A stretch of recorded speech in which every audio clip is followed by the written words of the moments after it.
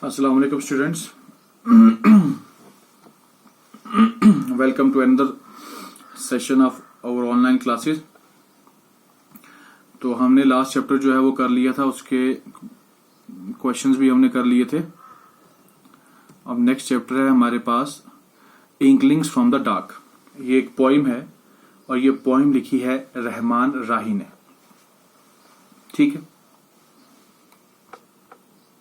पहले इन पोइट के बारे में पढ़ लेते हैं, रहमान राही के बारे में, कि ये कौन है, कैसा लिखते हैं, इस सब चीजों के बारे में.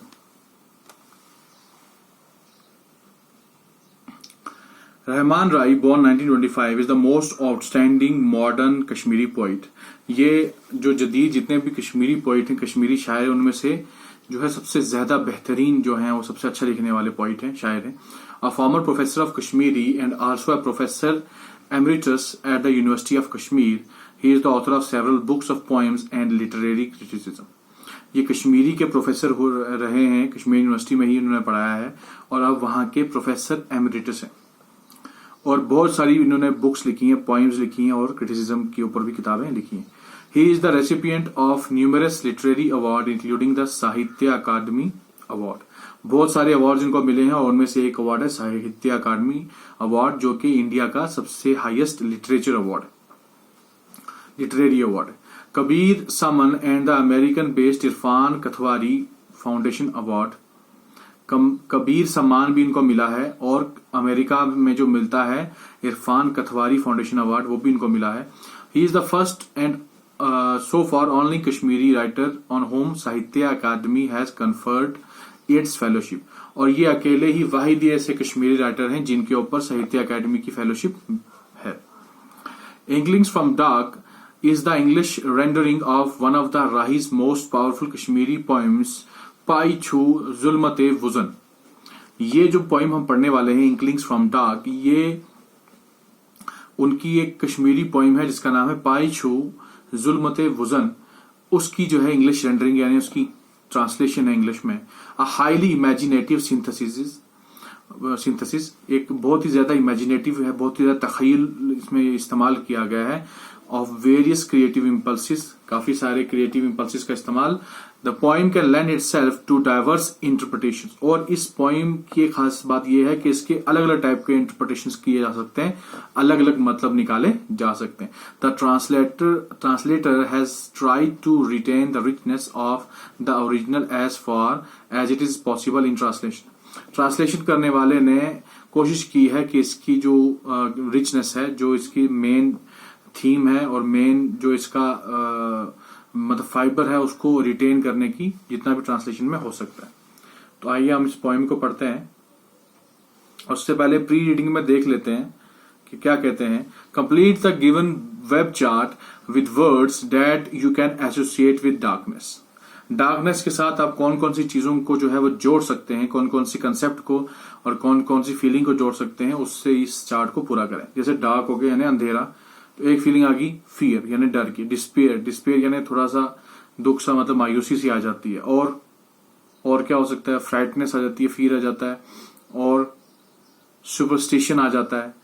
ठीक है, उसके बाद हेलुसिनेशन भी हो सकती है. डार्क में बंदे को कुछ चीजें दिखाई, डर के मारे बंदा काफी सारी चीजें देख सकता है. तो ये चार्ट आपने कंप्लीट करना है खुद. हम सीधा पॉइंट पे देख चलते हैं.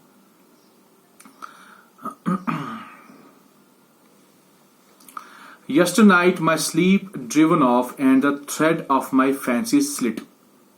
Yesterday night यानी पिछली रात को मेरी स्लीप ड्रिवन ऑफ हो गई, यानी मेरी नींद खत्म हो गई, टूट गई.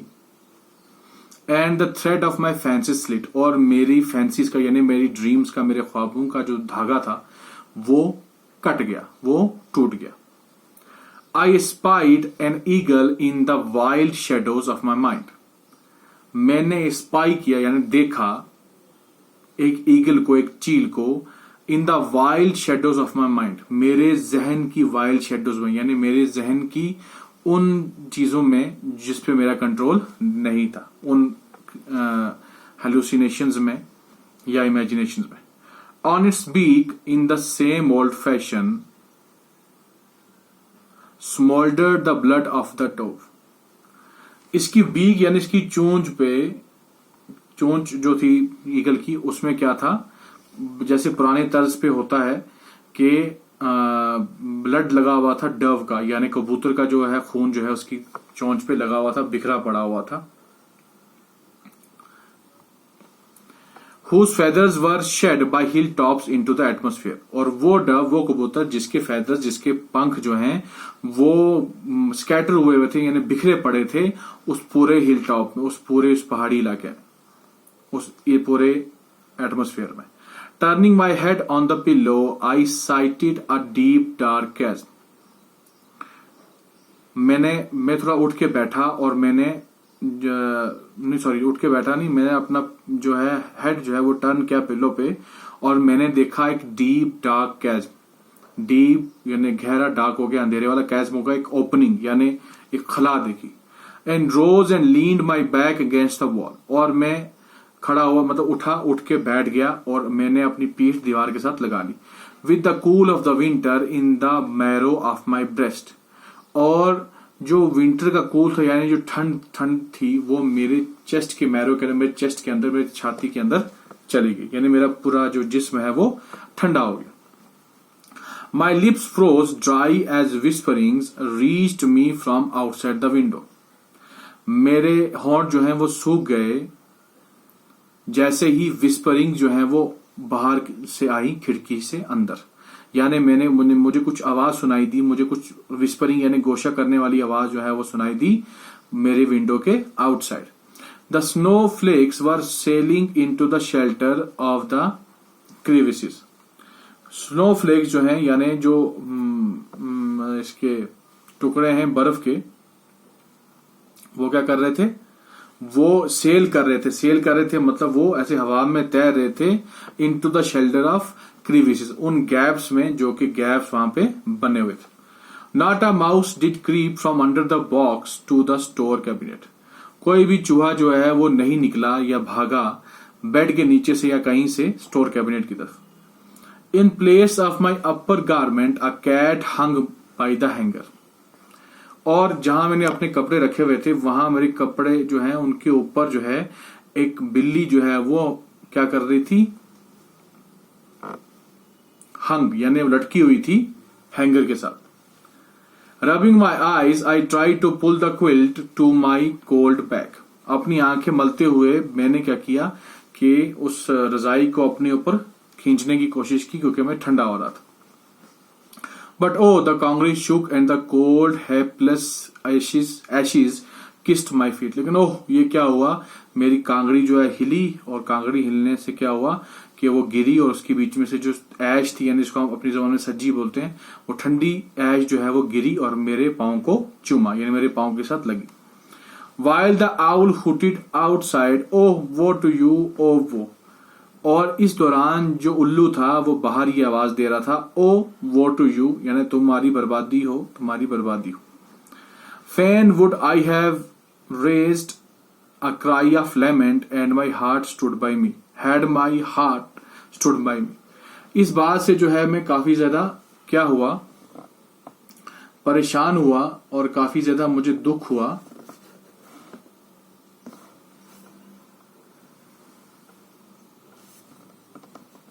और मैं जो है इस दुख की जो है वो दुहाई देना चाहता था, लेमेंट करना चाहता था, और बड़े ही खुशी से यानी बड़ी ही फैन से, बड़ी ही खुशी से जो है मैं इस पूरे जो कैफियत थी मेरी उस पर जो है वो दुहाई देना चाहता था, दुख का इजहार करना चाहता था, अगर मेरा हार्ट मेरे साथ होता, अगर मेरा दिल मेरा साथ देता। Suddenly I call to my mind my darling son, और अचानक से मैंने अपने दिमाग में, अपने जहन में लाई तस्वीर किसकी, अपने डार्लिंग सन की, अपने प्यारे बेटे की। How raptly did he listen to my bedtime tale last night, कितने ही अच्छे तरीके से, कितने ही प्यार से और कितने ही मतलब इंटरेस्ट से जो है मेरे बेटे ने सुनी थी कहानी जो रात को मैंने उसको सुनाई थी। When I told him of the agony of the oyster in her travels, और जब मैंने बताया था उसको ओइस्टर की एगनी, ओइस्टर के दुख के बारे में जो कि अपने ट्रेवल्स में यानी जो कि अपने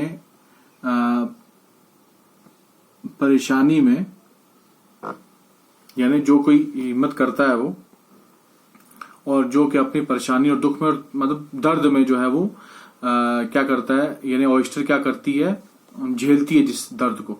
यानी मैंने उस दर्द के बारे में स्टोरी सुनाई अपने बेटे को जो कि ऑयस्टर को झेलना पड़ता है। ऑयस्टर बेसिकली क्या होता है कि एक समुद्र में एक समझो एक ऑर्गेनिज्म ही है, वो लिविंग ऑर्गेनिज्म, सीप जिसको बोलते हैं आप, सीप। उस सीप का से मुंह खुलता है, उसके बीच में क्या होता है, मोती होता है। तो वो सीप के अंदर ही मोती बनता है, और सीप जो है बेसिकली जिंदा चीज होती है। तो जब इसका मोती बन जाता है उसके बाद फिर ये मार दी जाती है, मर जाती है। तो कहता है कि मैंने अपने बेटे को उसके इस बारे में बताया, इस दर्द के बारे में। But he only heard part of the tale when sleep overtook him. लेकिन उसने सिर्फ थोड़ा ही हिस्सा सुना मेरी कहानी का जबकि नींद का गलबा उस पर छा गया। I rose like a moonstruck man and turned into the light. मैं खड़ा हुआ, मैं राइज हुआ और turned on the light. खड़ा हुआ मतलब मैं अपने बेड से जैसे कि मून स्ट्रक हो गया। मैं मून स्ट्रक होता है यानी जो पागल हो, थोड़ा बहुत पागल हो गया, और मैंने लाइट को ऑन किया। And found him lying by the wall like a mushroom on the mount. और मैंने देखा कि मेरा बेटा जो है वो दीवार के साथ सोया हुआ है जैसे कि उस दीवार से मशरूम पैदा हुई हो। इन deep slumber with fragment blossoms blooming on his lips. Deep slumber में यानी डीप जो है वो नींद में था, और उससे खुशबू आ रही थी ब्लॉसम्स की, और उसके होंठों से खुशबू आ रही थी। And a drop of sweat don't afresh playing on his bro. और उसके माथे पे एक नया जो है वो पसीने का जो है ड्रॉप जो है वो आ गया था। Perchance he was dreaming the rest of the tale. और ये हो सकता है शायद, परचैंस हो गया शायद, यानी परहैप्स वो देख रहा होगा रेस्ट ऑफ द टेल, यानी जो मैंने कहानी उसको पूरी कंप्लीट नहीं वो सुन पाया था मेरी कहानी को, वो उसकी पूरी अगली कहानी यानी उसका अगला पार्ट जो है वो ड्रीम कर रहा था। Perchance the oyster had laboured for the pearl. और हो सकता है कि शायद ऑयस्टर ने जो है वो क्या कर दिया, वो मोती बना दिया। ठीक है। The English from the dark, a metaphysical poem. The poet uses complex and elaborate images to express his emotional state. ये जो पोइम है एक मेटाफिजिकल पोइम है, यानी बियॉन्ड जो है इमेजिनेशन, बियॉन्ड जो है वो पॉसिबिलिटी एक टाइप की है। Metaphysically poems are lyric poems. Metaphysical poem जो है लिरिक पोइम्स होती हैं, यानी इनमें क्या होती है, मतलब रदीफ काफिया का इस्तेमाल किया जाता है। They are brief but intense meditations characterised by striking use of wit, irony and word play. ये छोटी होती हैं ये ऐसी पोइम्स, लेकिन क्या होती हैं, ये बहुत ही ज्यादा इंटेंस, बहुत ही ज्यादा मतलब इनमें इमोशंस होते हैं, और इसमें विट और आयरनी का इस्तेमाल किया जाता है। Beneath the formal structure of rhyme, meter and stanza is the underlying structure of the poem's argument. इसके जो है वो दो एक से ज्यादा मीनिंग हो सकते हैं। एक होता है सरफेस मीनिंग जो हमें सामने दिखता है, और एक होता है डीपर मीनिंग जो हमें नहीं दिखता। This poem shows that there are lessons to be learned even in the darkest of nights. ये पोएम हमें ये बताती है कि लेसन्स हम लर्न कर सकते हैं इवन के अंधेरी रातों में। Just like the oyster that undergoes troubles and travels to finally yield a pearl. उसी तरीके से जिस तरीके से ऑयस्टर जो है वो क्या करती है, पेन लेती है। ठीक है। पेन लेने के बाद वो क्या करती है कि इस पर्ल को बनाती है, यानी मोती को बनाती है। Thus, though the poem starts on a depressing note where there is violence and bloodshed, it ends on a note of optimism and hope for a better future. हालांकि ये poem start होती है डिप्रेसिंग नोट पे, यानी थोड़ी सी मायूसी वाले tone पे, लेकिन आस्ता आस्ता इसमें क्या है, ऑप्टिमिज्म आ जाता है, इसमें जो है पॉजिटिविटी आ जाती है, और ये अच्छे फ्यूचर के बारे में जो है वो बता रही है। Signified by the sun who is symbol of the future.